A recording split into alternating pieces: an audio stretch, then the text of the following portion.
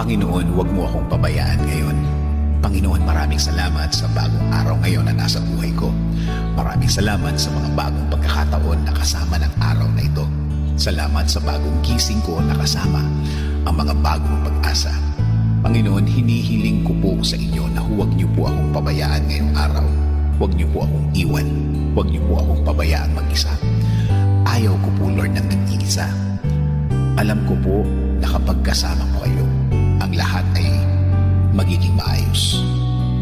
Ang lahat ay tatakbo ng maganda at tahimik.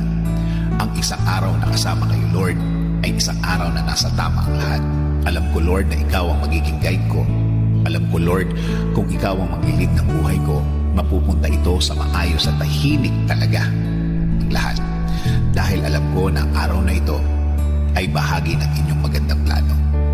Lord, nasa gitna po ako ng isang